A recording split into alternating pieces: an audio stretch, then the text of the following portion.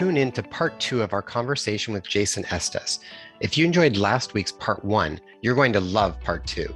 In this episode, Jason further explains how the structure of our body and our field are the basis for healing, how to discern what is true from what is false, and the role of human stupidity in our individual and collective evolution. Hi, everybody. Welcome back to our show and to part 2 of our conversation with Jason Estes. Now, if you enjoyed last week's episode, I think this one's even better. The conversation just keeps getting more in depth and more in depth. And the first episode covered so many details. It was a really fascinating interview. If you haven't watched it, make sure you go back and check that out. That's episode 123. And in this one, we just keep the conversation going. We continually talk about structure and the importance of structure and what he means by structure. So you're going to have to listen to part of part 1, but part 2, he goes into even more depth around this concept and how the structure that we have in our body and our field is literally the template that's going to be there essentially to heal us. And it also sets up the framework to actually assist others in solving the same solutions that we've essentially just solved for ourselves. So he gets into that in quite a bit, and that concept rolls into the conversation from beginning to end in different ways. Another big thing that we talk about, we continue on around how to discern truth from falsehood, which I think is very important, what it means and why it's so important to live our lives 100%.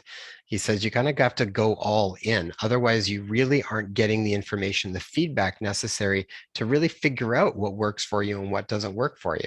You know, it's the time to be sitting on the fence is done. We need to really make decisions and go all in with our life and really live it fully. He talks about human stupidity and the importance of human stupidity in natural evolution. And so this concept, again, rolls into the conversation from many different places. And he explains what he means by human stupidity, and not just what he means by it, but the importance for us to actually recognize it and then learn from it, because this is what is opening up the doors to the next technological revolution that he believes is coming very soon. So I hope you guys enjoy this episode. We really enjoyed chatting with Jason, and I'm sure we will do more chats with him in the future. Now, good news, the pine pollen extract is back in stock with Ascent Nutrition. So click the link below for Ascent Nutrition and it'll take you to their website and you'll get 10% off of your order. Pine pollen extract is incredibly powerful. I mean, it really is an actual superfood. That term gets thrown out a lot, but I believe pine pollen extract really is a superfood. And this comes from pristine forests in Canada. It is hand-picked and harvested. And if you're not familiar with pine pollen is good for many different things. I mean, it's a really powerful way to support the immune system, both antiviral properties as well as just supporting and stimulating the immune system. It can help you to recover from stress. We call this adaptogenic. It has adaptogenic properties that help us recover from stress. And we all know that when you're stressed, not only does your mood drop, but also you impair your immune system. So again, a really powerful one to sort of support immune system in a couple of different ways. It's also been touted to be very powerful for hormonal balance. And this is because it has specific constituents that mimic testosterone. So a lot of people end up actually being quite low in testosterone. I check testosterone levels quite often in both men and women, and it's not uncommon that they are low in both of them. And you got to remember, testosterone is inversely related to cortisol. So as cortisol goes up, which is your main stress hormone, testosterone tends to go down. So it's a good one to check on people. We usually check a bioavailable testosterone, total testosterone, and free testosterone to get an idea of where things are at. But when you've got everything from not just low libido, but also just low energy, low drive, brain fog, low muscle mass, hard to put on muscle again, all of these things can be related to low testosterone. Pine pollen's constituents that mimic testosterone can actually play an important role in balancing that out. So at this particular time, check out Ascent Nutrition's pine pollen extract, click the link below, and you'll get 10% off your order. The other thing that's incredibly powerful for stress mitigation and for overall health and wellness is C60 from Purple Power. I've talked about C60 lots. It's the most powerful antioxidant we have on the planet. And to simplify it, if you're living in this world, you're going to be under a certain level of oxidative stress. living in the world and managing toxins and all these different free radicals that we get exposed to is just a part of living on planet Earth right now. And the best thing that we can do to try and mitigate that is with powerful antioxidants. This is why you hear about things like vitamin C and vitamin E and all sorts of different antioxidants that are around. C60 is the most powerful one you can have. It's significantly more powerful than vitamin C, and it recycles itself. And because C60 has this ability to cross the blood-brain barrier, that means that it can have the same positive effects in the brain that it does in the body. And so we see a lot, what I have been seeing a lot of this last while is what would be considered tied in with symptoms around long COVID symptom or post-vaccine COVID vaccine injury syndrome. And the symptoms often overlap substantially. It's hard to tell the difference between which is which. But some of the main symptoms that I see over and over again are total fatigue and low energy and brain fog, and often just that head fog, can be headachy, but often just can't focus, can't concentrate. All of that stuff gets impaired. So I'm starting to incorporate C60 regularly as part of my overall approach to trying to support people that are going through this type of symptoms at this time. And for C60, click the link below and you will get 15% off your order. Just use promo code for both of them, DRLOKEN, and that will give you the discount. All right, everybody, I hope you enjoyed the episode and I will talk to you soon. Bye-bye. This perspective that you're bringing forth and blowing our minds with, I feel is so important, because once we understand our reality and the truth from this vaster, broader perspective, then we're just tuning in to where we currently are. And like you said, what's in front of us, and conducting ourselves accordingly on what innately feels true within us, rather than continually looking for an outside source to get directions from. Exactly. Yeah. And what that does is it teaches you your inner guidance. And even if you get it wrong, and you feel like you got it right, when you get it wrong, you'll know that you got it wrong, but you'll also have gone 100% in, so you'll know what not to do next time. Mm-hmm. Because your structure will be adapted and changed. You see, if I'm 50-50 and I do something, I've done a great disservice to myself. If I do something 100% and I'm dead wrong, that's cool. My structure actually adapts and changes. But if I'm 50-50, then I don't actually shift from the experience. I require meditation to resolve it. It's an interesting thing that people aren't taught. And so they're taught to be fence sitters, to sit on the fence, because again, what's the best way to create a consumer? To give somebody the capability never to really be able to receive themselves. We are infinitely tapped into all things. Infinitely tapped into all things. And then people are like, well, why do you build things? I'm like, because people don't know that. If I don't create choices where people learn those things, then how are they going to ever learn those things?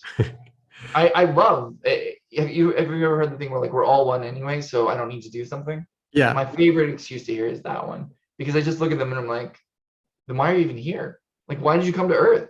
You don't want to do anything because we're all one. It's like, oh, I came to watch. It's like, then just give your body to somebody that didn't. Like, just let's move forward, guys. Like, I don't understand. It's time to get to work. It's not time to sit and complain and do nothing. It's time to work, because the world that we have now is the world we have now. Yeah, a lot of people wanted a better world. Get to work. We'll have a better world. It's amazing, because when you do something, things get done. I don't know why that concept is such a unique concept on this planet, but if you do things, things get done. They just do, because you did them. You want to see the world change? Be the change. It's simple. I totally agree with you. One thing that we tapped on a little bit there, but I think would be a good thing to talk about for people would be when we were talking about frequency and the body, and when people get, say, when you were talking about, say, candida, you're doing a clean out and at a certain day you get cravings for something. What I hear a lot of times is like, well, no, my body just needed it because I was really feeling like I needed that. How can people honestly be able to discern the difference between when it is something that is in their highest good versus when it is something that is either entity driven or from the ego mind identity piece or something along those lines? A question I ask a lot of people from different perspectives is, how do you really truly discern truth from falsehood? Because I feel like these things are tricky for a lot of people, and it's been easy to deceive in so many different ways. So from your perspective, I guess two parts. How does somebody really know when it is in their highest good that they're aware of what's going to benefit their frequency or their body versus when it's not actually in their highest good and it's almost trying to hijack that? And from a bigger perspective, just truth and falsehood, how do we discern the difference? So that's the part that I was talking about. You got to be 100%. So if I 100% want pizza, I've taken the time necessary to pause and go, okay, this is good for my body, this is good for my frequency, right? And I get a yes to both, and I eat pizza and I get sick, then I now get to go, okay, well, what needed to happen? That sickness that's coming out, is that part of what was good for my body? Is that what I needed to have that experience for? Because each person has a different unique system. Like your system is not my system, and it won't run the same. So how do I learn my system? I learn my system. But if you don't go 100%, then you don't get that structure. Because, so when I was young, I used to love milk. This is a great example. My mom literally grounded me from milk. Not computers, not anything else, milk. I loved it so much. So after having so much milk and eating the cereal and drinking the milk, like literally just, the Cinnamon Toast Crunch is like heaven on earth. So I would make cinnamon milk only. That was the entire premise of it. I mean, I would literally just be like, no, I don't want the cereal, but now I can drink the milk, right? That was my world. And then I would get grounded from it and everything. And then shame entered into that experience because it was like, oh, if I'm being grounded from this, then I should be ashamed that I want this. And so this whole thing occurred that I didn't know. And then I became lactose intolerant. And I was like, oh, this sucks. I can't have the thing that I love. And I didn't know anything about it because no one was teaching these principles at the time, right? And as I got older and I got older and I got older, I began to be like, well, if I'm perfect, then why am I not perfect? Like, what part of me needs to be lactose intolerant right now? Okay, I can see that it's not true that I need to be lactose intolerant. So what can I do to solve this? And I decided to do the external route. I got acupuncture, I got all this stuff done, nothing changed. And I was like, well, that was a waste of time and money. How do I figure out how to really heal? And then I started to ask myself, I was like, okay, well, why is it that I don't like milk? What's going on here? And it was shame. It was the shame that I felt about being banned from this thing for an action that I did. So this became equated to this being wrong.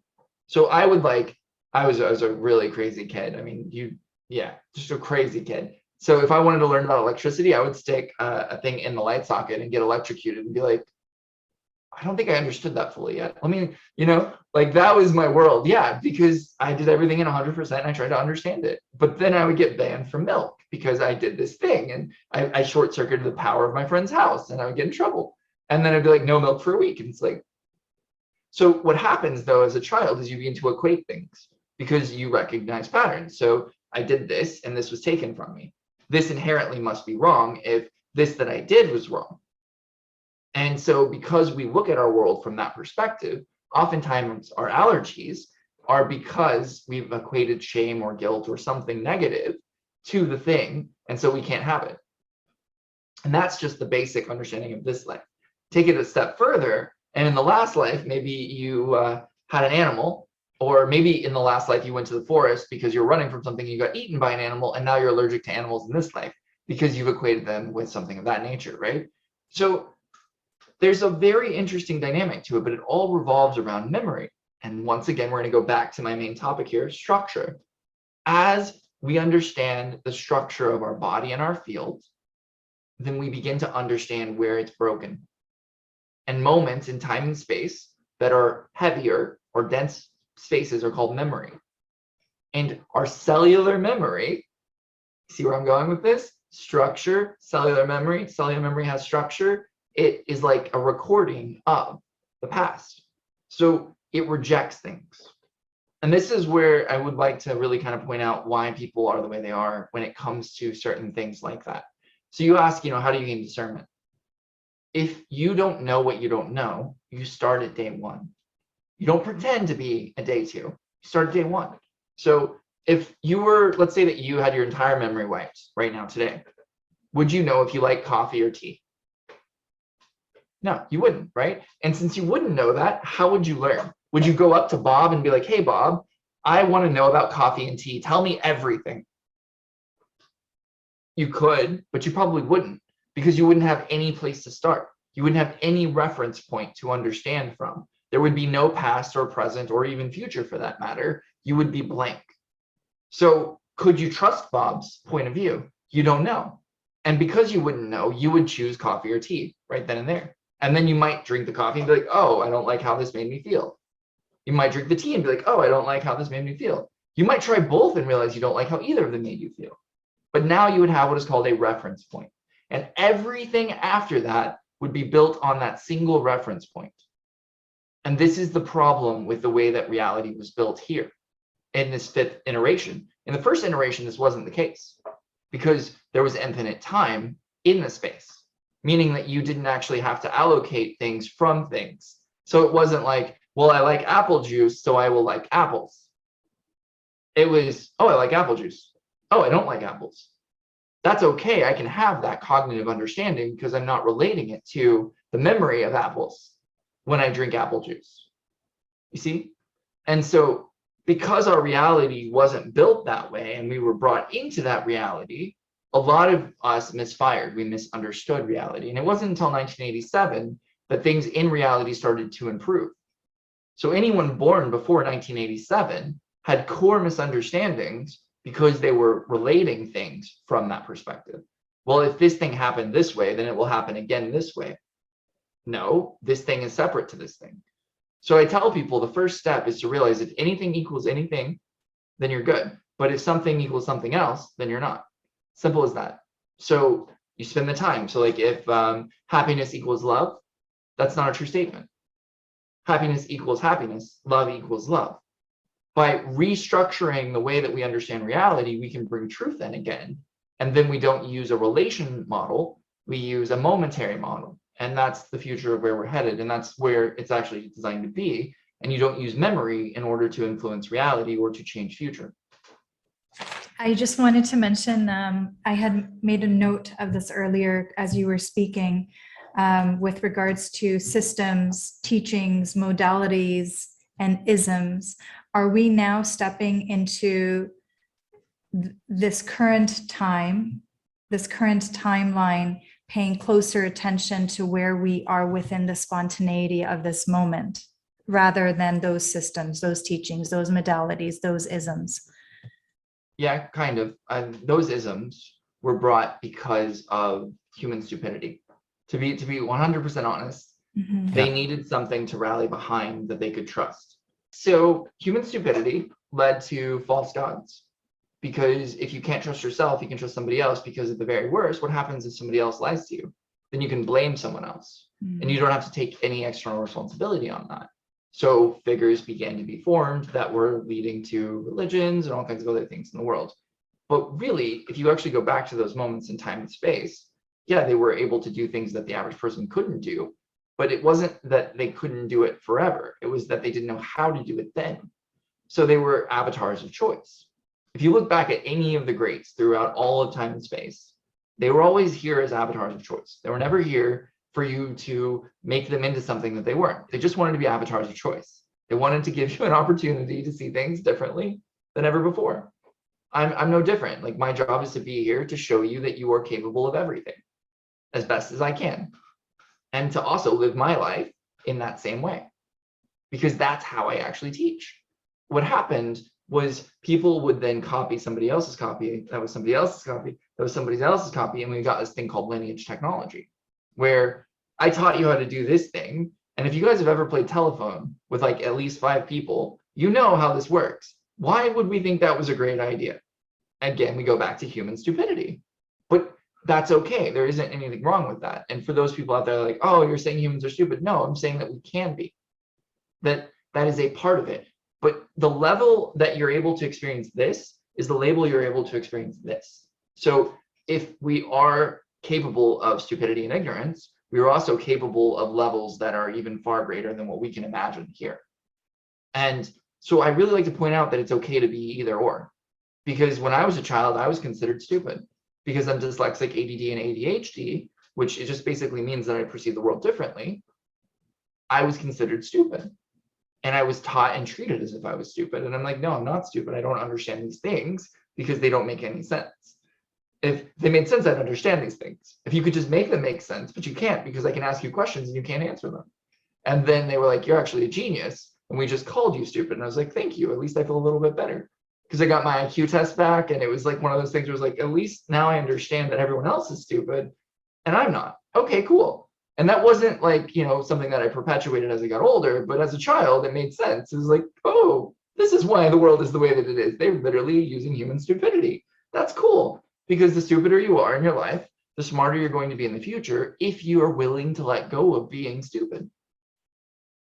It's that willing to let go, though, because if you're stupid, you're part of the 97% of the world. 97% of the world is stupid. 97. And the other 3% is always confused with whether they're stupid or not, because what they have is so counterintuitive to this group that it's like polarity. And they go, well, if they're not stupid, then I must be stupid. And again, it's that relation model. Instead of acknowledging human stupidity to balance this, we don't do that. And that's the problem. Like, acknowledge that you are something or you aren't something in the moment, and that's okay. But define yourself as that thing, and you begin to become a false structure or a corrupted sequence, and you attract others who are, until eventually you become a group. You said you're a doctor, right? So you understand how cancer cells are formed. That's all it is. It's the microcosm and the macrocosm acknowledging each other. When we corrupt something, it attracts other corruption. When we make something into truth, it attracts truth.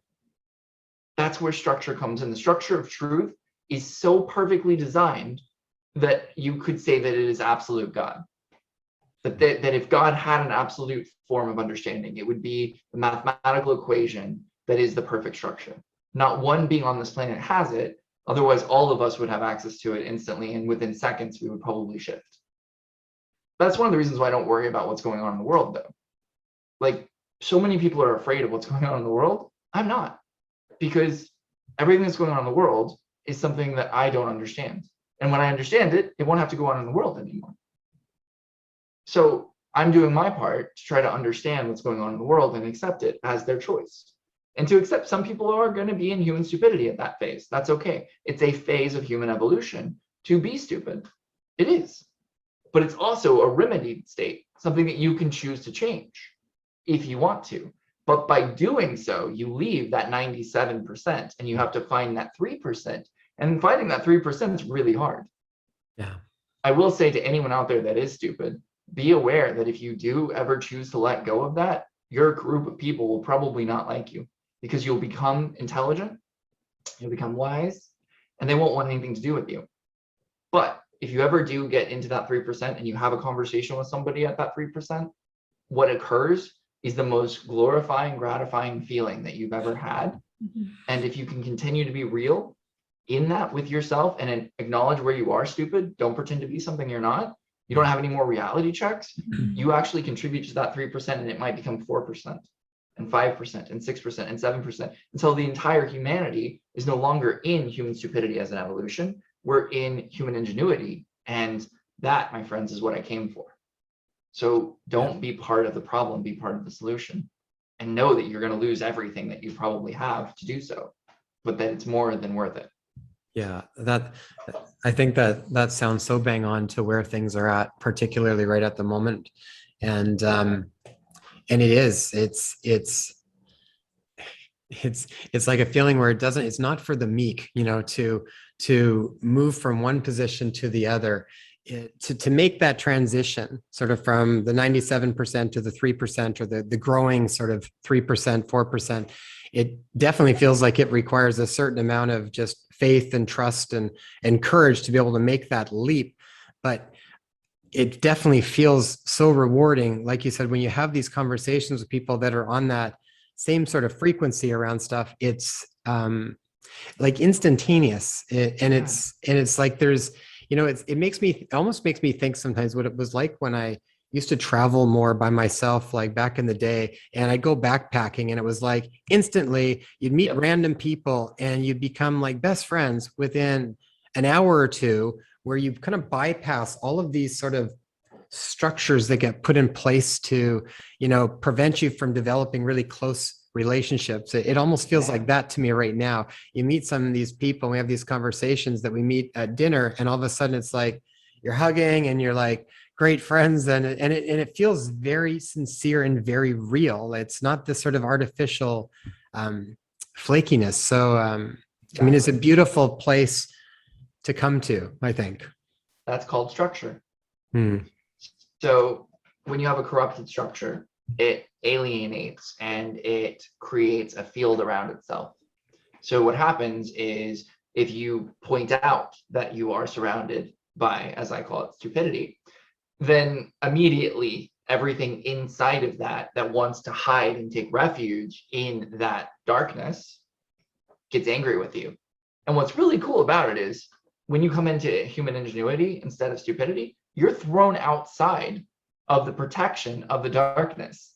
And you're left in the illuminated state where you're like, I don't know if that was a brilliant idea or not. I am really blinded right now. And if you can continue to stay there, almost within seconds, somebody will reach out that you haven't talked to in weeks or months or years. Something will happen where one of those 3 or 4% people will come out of the woodworks to be like, hey, I just want to let you know you're not alone, but also we don't group together. And the reason we don't group together is because we don't need to, because we understand that the light connects us all. So we don't need to huddle together in darkness. We are able to explore our totality in the light. And when that welcome happens, which it always does every single time, I've talked to so many people and every one of them has the same story. Something happened that doesn't make any sense, and they met someone and it reinforced their decision, and they were like, oh, wow, okay, life is actually a lot better than I thought it was. But it's that bravery. It's why I have a video called Activating Bravery. Because when we have the bravery to go into the unknown, the reward is infinite. Because that's what light is. It's capable of being infinite. The darkness only has a duration, and it requires the light. It's one of the reasons why the lighter that you get, the more pockets of darkness that can exist. And that's that corrupted code. So when you come into contact with somebody that is in their structure, and it doesn't mean they have to be in perfect structure, because none of us are, because none of us are in that God state. So, but that perfect structure, if you're chasing it, you're never going to find it. But if you're just looking for somebody that is in structure, that's actually working towards structuring their life, that's wanting to be good and is evolving into goodness, it is the most nourishing thing ever. And this is one of the last ones we'll talk about, because I think that we're probably getting closer to time. Yeah. So remember how I told you at the beginning that humanity was designed to be consumers? How do you feed a consumer? You give them a truth with lie, because they have to. They have to have a piece of truth and a ball of lie. Otherwise, there isn't a capability, because if you continue to feed truth, what happens? Eventually, you're no longer a consumer. You're an explorer.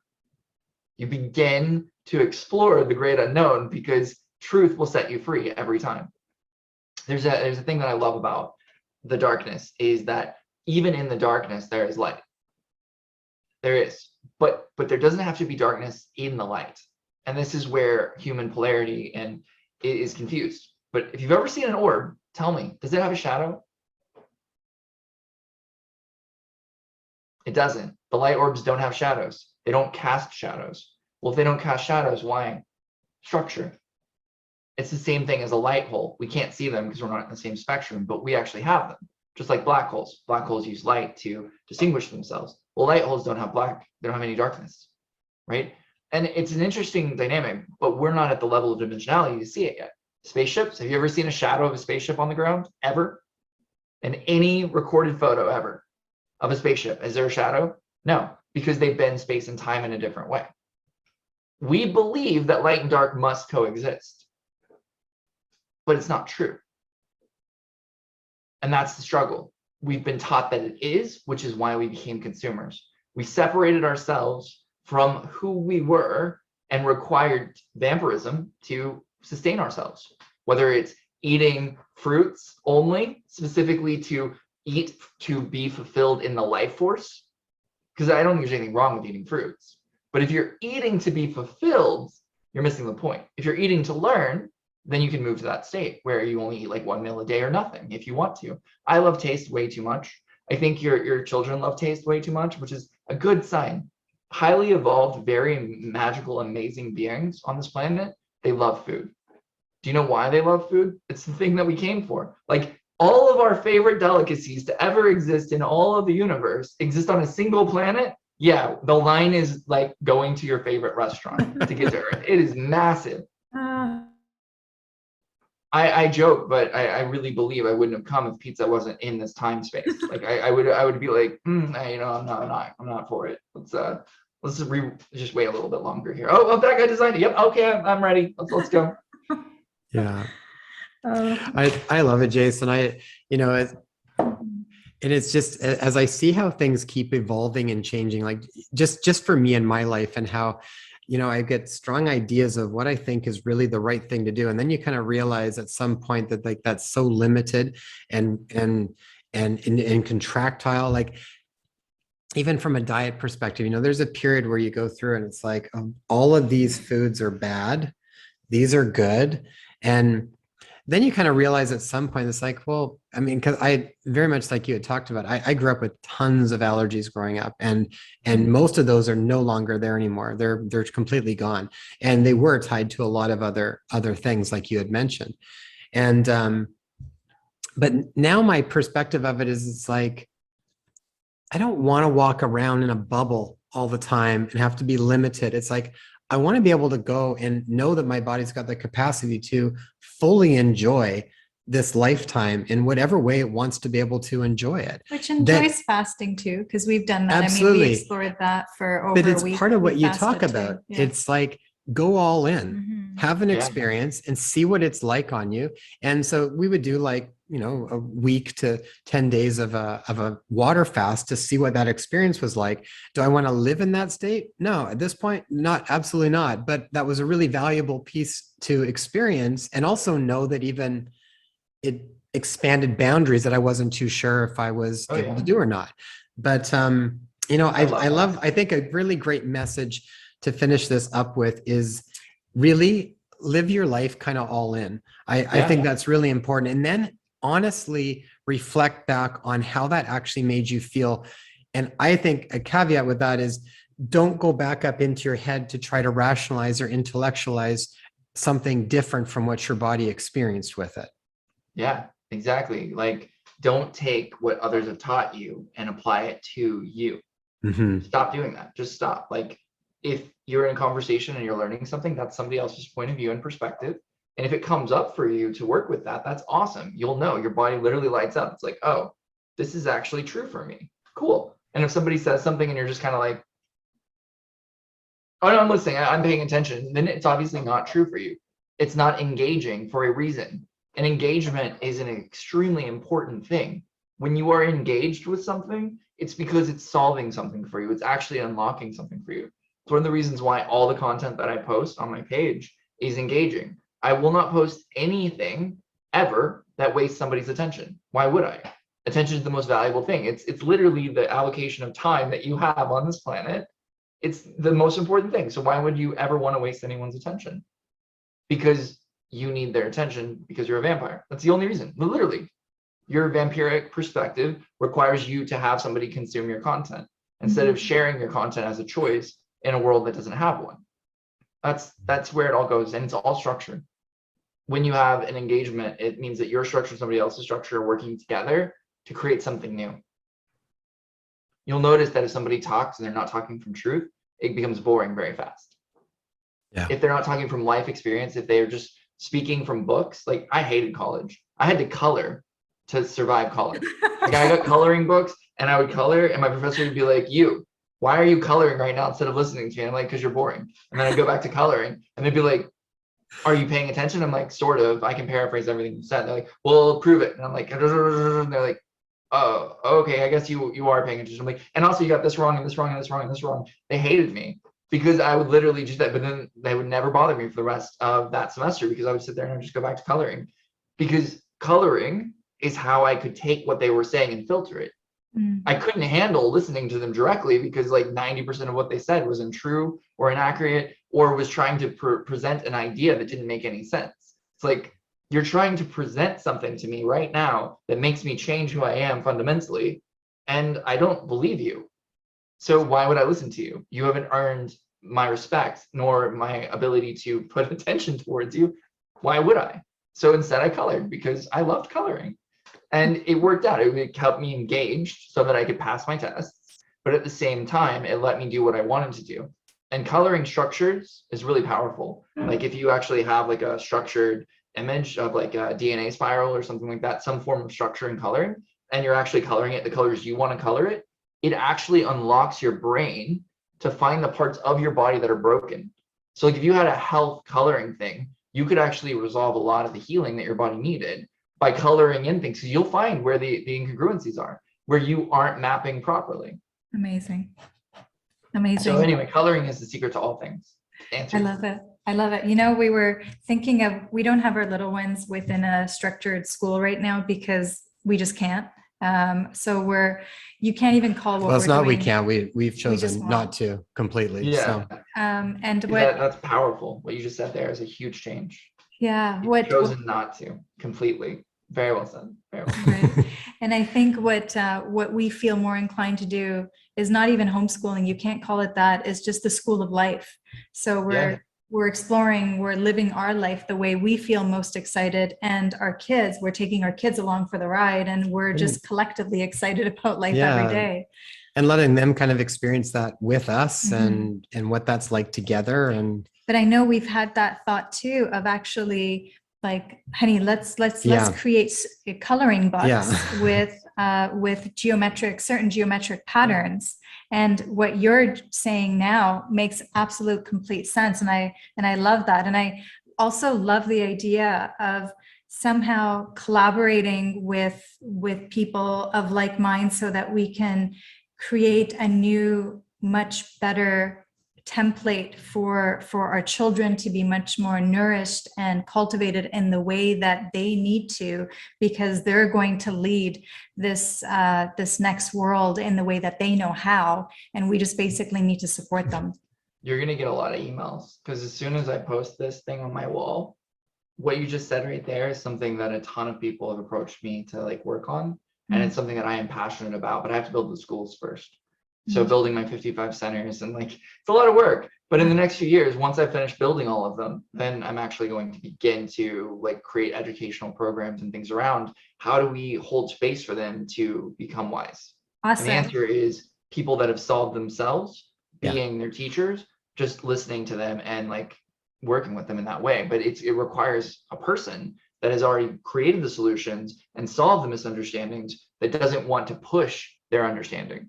And that is really rare to find. So it's going to require a whole educational program, a detox program, like all kinds of things, because our children need to be surrounded with the greatest examples, not the greatest teachers, but the greatest examples. And I don't know how to do that yet. But if you do get that coloring book together, let me know. I'll buy one personally. I love coloring, so please do. We get that. We'll send you one, Jason. Oh, awesome. But let's stay on very much on a similar wavelength on all of that, and so we'll keep in contact how we can support that to happen. Absolutely. And because I promised Lamo from Singapore to ask you this question, if you don't mind, just a couple of extra. Oh no, it's fine. I actually have 22 minutes before my next session, so awesome. If you want to ask some more questions.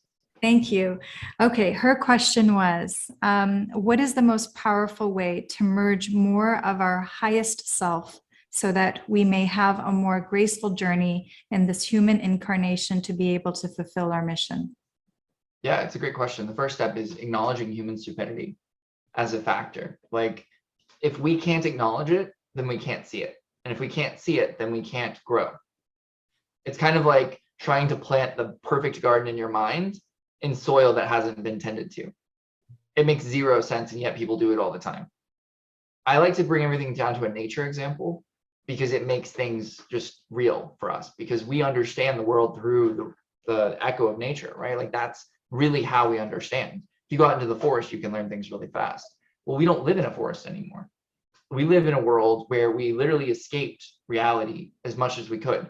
We built walls so that we couldn't see the trees or hear them anymore. I mean, think about that. Just from like an example of what we decided to do. We literally built walls between us and nature so that we could do better. Okay, did we? Oh, I think we did much worse. So can we acknowledge as humans that there is something called human stupidity? Yeah, we can. And if we do, what would we do? We would go, okay, well, how do we build buildings that work with nature? Maybe we do want our shelter, right? Maybe we want that level of safety. We don't want to use caves anymore because we're tired of having bears walk in on us in the middle of things and being like, oh, hey, bear, I'm sorry. I didn't know this was your cave too, right? Maybe we need those. That's okay. I'm not saying that we don't. But how do we do them in a way that works with nature? How do we change that? And the answer is human stupidity, acknowledging when something doesn't work. You can get it wrong and still help humanity grow.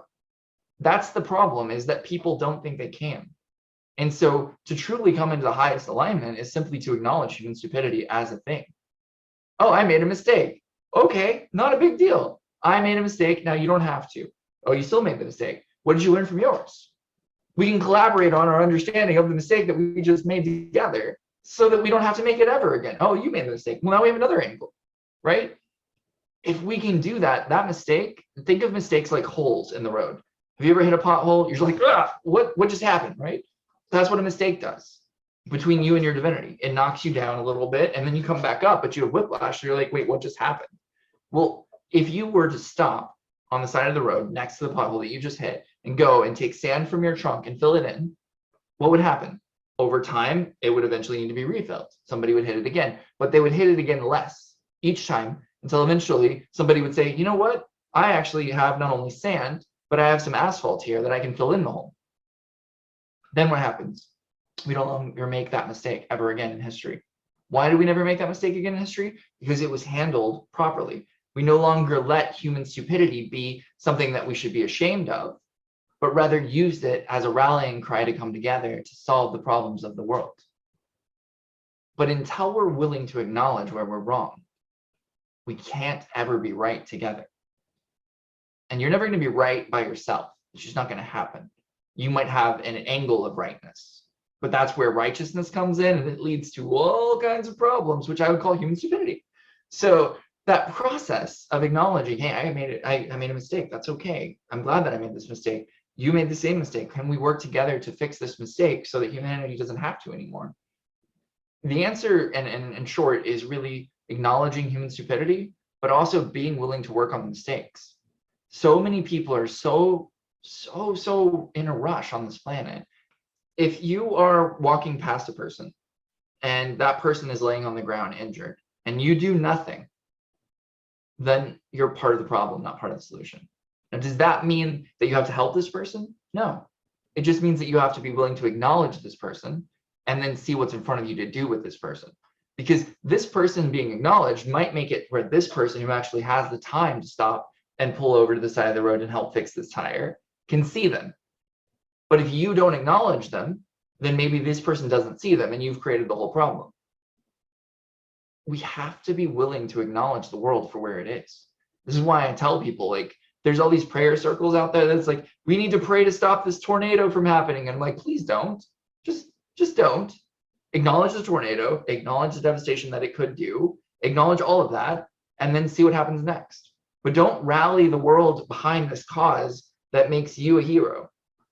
Be a hero instead. It's like, you don't need the world to make you a hero. You already are one. But you got to acknowledge the human stupidity aspect of it. Everything is perfect as it is, except for you.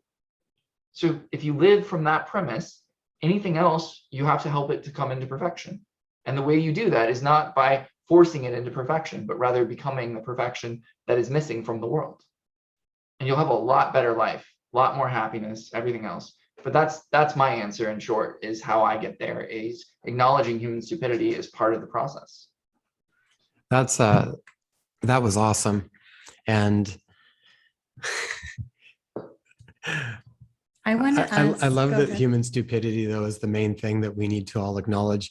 And I would say, like, I know for myself, one of the biggest factors when we make mistakes, I know that still is something that I have to consciously catch, is the embarrassment of myself even acknowledging that I made a mistake, to be able to actually own the mistake and then move forward with it from a place of learning and growth around it. And I know personally, that's probably been my biggest thing, is just like, oh God, it's like, because there's been so much a lot of people, myself included, just history of like shame, guilt around making mistakes and being blamed for things and stuff like that. So I feel like as soon as we make a mistake, we almost want to hide it somewhere. But if we keep doing that, then we never really get the chance to benefit, to keep growing from it. And it sounds like that's probably the most important thing that we can all do, is just be okay with when we make mistakes and not feel shameful about it. Just bring them up, and that's just part of who we are and part of our process. Exactly. So just so you know, you're not alone in that. Every single person in the world, their greatest fear is making a mistake publicly. Mm-hmm. That means that the other side of this equation did their job perfectly. They convinced us all of something that makes zero sense. Where does human ingenuity come from? Solving problems. Where do problems come from? Human stupidity.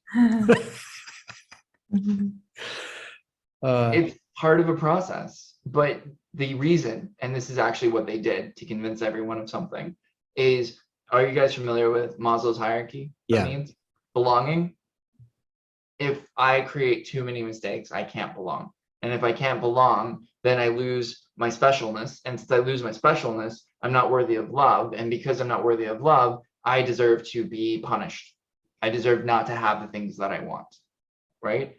Well, if I believe that to be true, then yeah, it's going to be true. That royally sucks for me, because now every time I make a mistake, I deserve to be punished. It becomes the belief.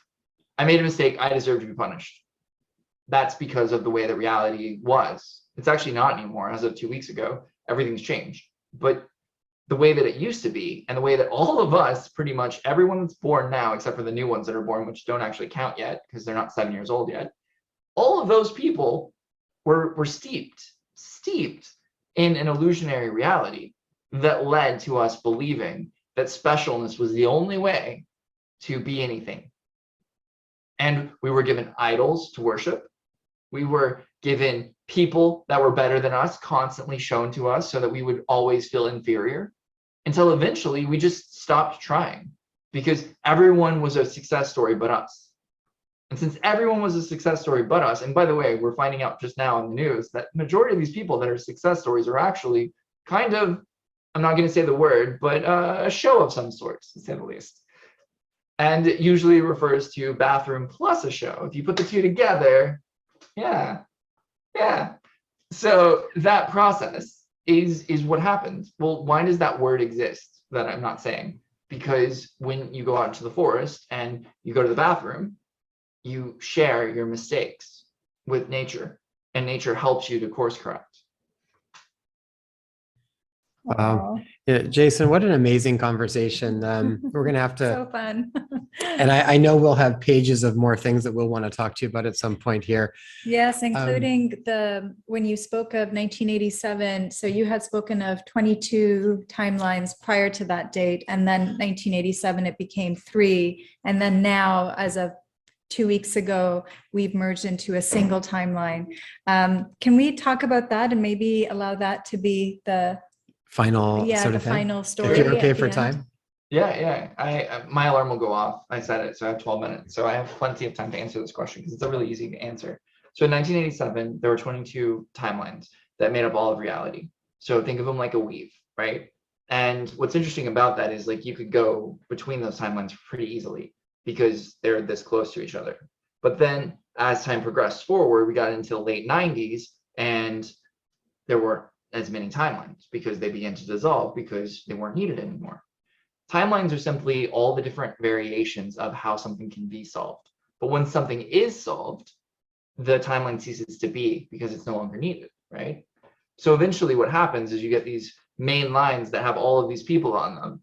And these people aren't part of those 97%. Like I said, they're like that 3%, but that 3% gets larger each time that a timeline dissolves. And so greater and greater inventions start to occur, which is why you look at what happened in the late 90s to now, and you're just like, how did we even have that happen? Every single time that a technological revolution occurs, it occurs on a single line and then creates more. Why? Because the advancement of technology changes everything. So as we progressed, now we're to this point where we're ready for the next great technological revolution. But first we have to discover what went wrong, where human stupidity played a part. And that's what we're in right now. We're in the discovery phase, which lasts an entire year. So sometime either November or December of 2022, we'll have completed a celestial year. And maybe even sooner, maybe August, we'll have to see. But the technological revolution of the fifth dimension will occur. And you're going to see things like inverted reality, graphics, augmented reality perspectives, teaching you education. So like having full structure being like downloaded with your consciousness, gravity boots, levitation capabilities, like all kinds of things that you can't imagine now because our simple understanding is very low. Like if you understood that gravity is actually not a force, but rather several things that structure together to create a force, you could then begin to look at that and go, oh, well, if light is a function of that, then how does light function with gravity? And you can begin to pull that apart. And by doing so, you can actually see how gravity functions and you can easily change it. And so as we begin to ask the real questions, the ones where we're willing to make mistakes again, a great technological revolution will occur. If you look at Edison, you look at Einstein, you look at all the people that changed our world, why were they so long ago? Tesla. We're still using Tesla's inventions today. In fact, we haven't even scratched the surface of Tesla. We're less than 1% understanding what Tesla brought to this world.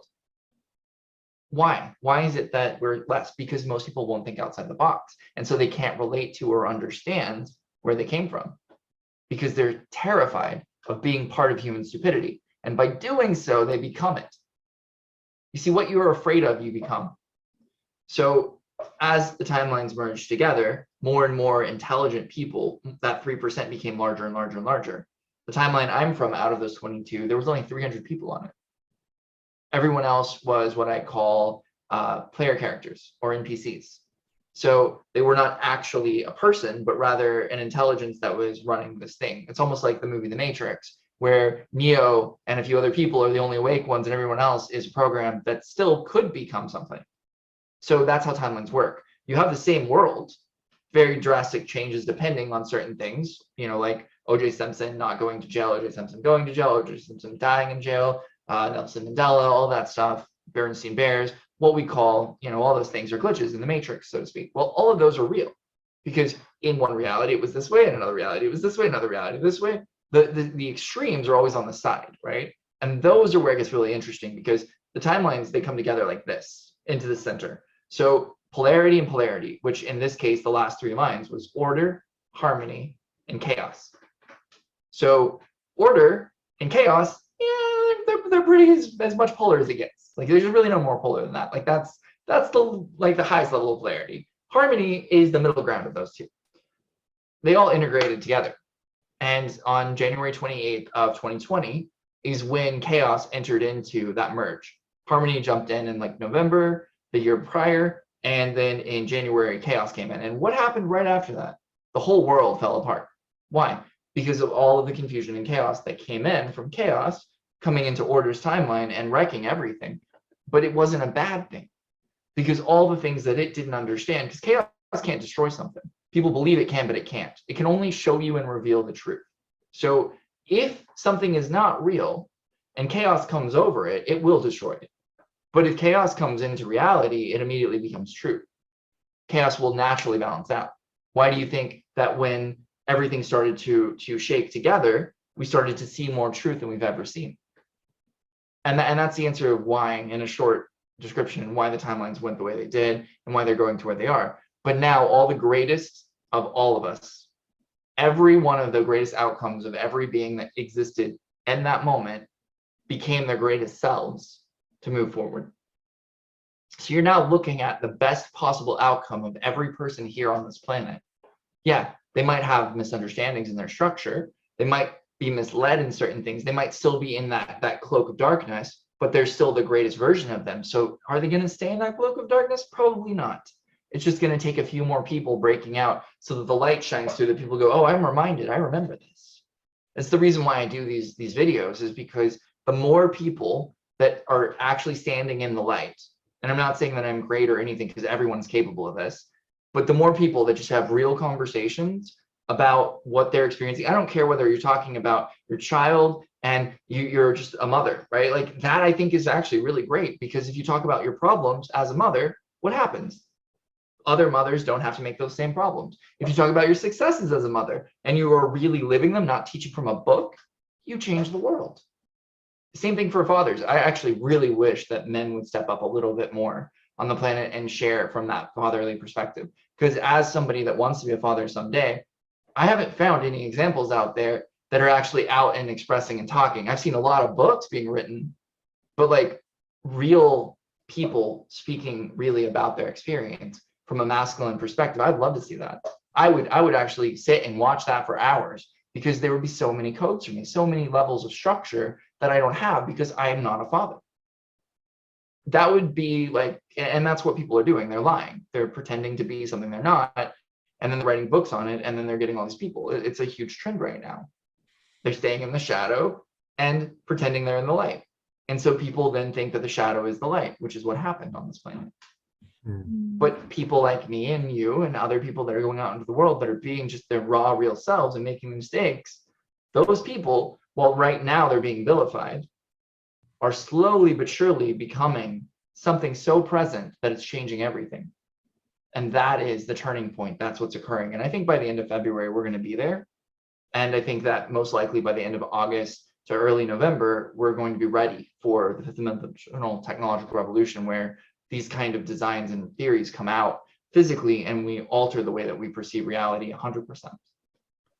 I love that. I actually really like that idea. I've even got a couple different people that run through my head that could actually be a really fun, kind of like a podcast type of idea. We're just shooting the shit with a couple of other friends of mine that are all dads and just having real experiences of the crazy stuff that goes on in our lives and how you're kind of navigating it, just to share with other people, to know, like, my God, like, even when you think you got things handled in a certain way, it's like we're all in the same boat on all of this stuff. And he is also such an amazing, amazing dad. But that still, at that point, it's to let everybody know the kind of mistakes that go on an ongoing basis for everybody. I think that would be really fun, and actually could even have a fun, humorous kind of perspective around that. I think would be really reachable for people. Please do. Yeah, I'm going to check that out, Jason. I think that's a great idea, and I actually think that would be really fun too. I just got to see if I can get a couple of my friends on board with that, but that could be really fun. There was a movie that came out recently called Bad Mothers. Yeah. I don't know if you guys have seen it or not, but it actually gave women permission to not be perfect as mothers. And the actual collective of women after the first one came out raised, because the stress and tension of that perfection was broken. They saw, even though it was in movie form, they saw that it was okay to make mistakes. And they had gotten to this point where like everyone was judging them everything they did. Like if you go online and you say, oh, I put whiskey on my child's teeth to help with this teething problem, and like then everyone's like, oh, you shouldn't do that. And then people get overwhelmed by that because of the fact that there's no repercussion for these people in their minds. There is, but there isn't in their minds. And so they just open season on people. And that's led to people being afraid of being canceled, or their worst fear, which is that they made a mistake and they're going to be punished for it. Yeah. And that all goes back to the original seed and belief of the Garden of Eden. So we go back to the beginning of all things and we realize the problems, and we go back to the future and we realize that those problems are solved. One of my favorite things to look at the world today, and I'll leave on this because I know that my alarm is going to be going off in a minute and 55 seconds. So where I am in my life, the thing that's helped me the most, the greatest takeaway from everything in my life is this. We are in the moment of time and space where Adam is biting into the apple in the Garden of Eden.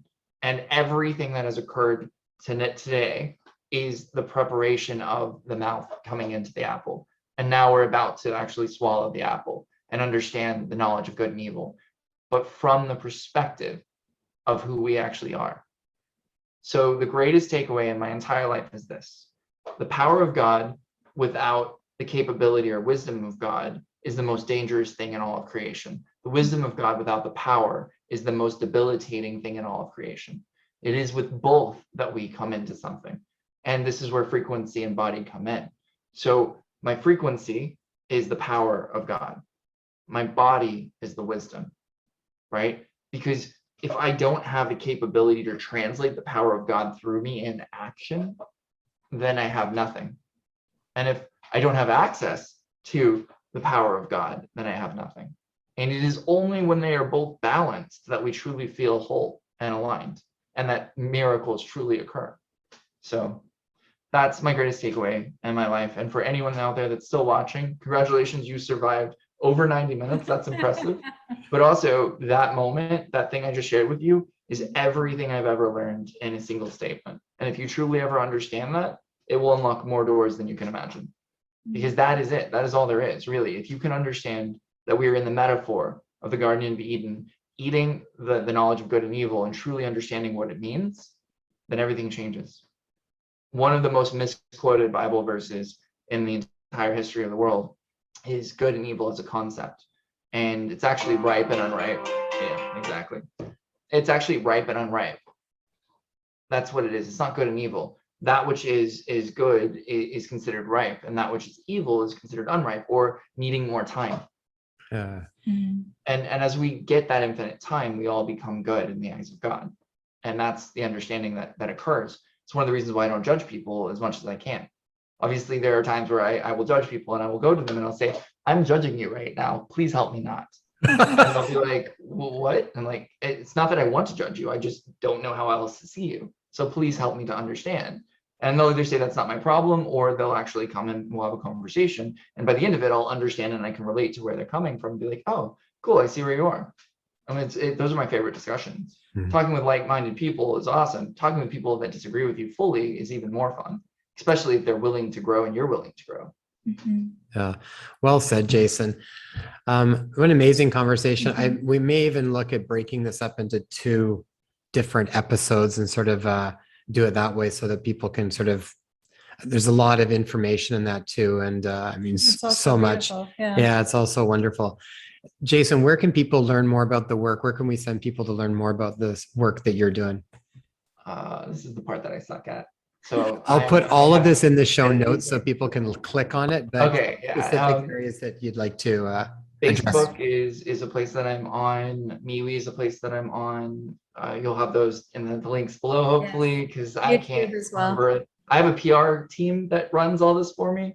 So I'm just going to be real. Like I don't remember most of the websites. mtvo.org is probably one of the most important ones. activationstation.org, quantum energy wellness bed, I think .org or .com. You can use that one. Void space technologies, voidspace.tech.org.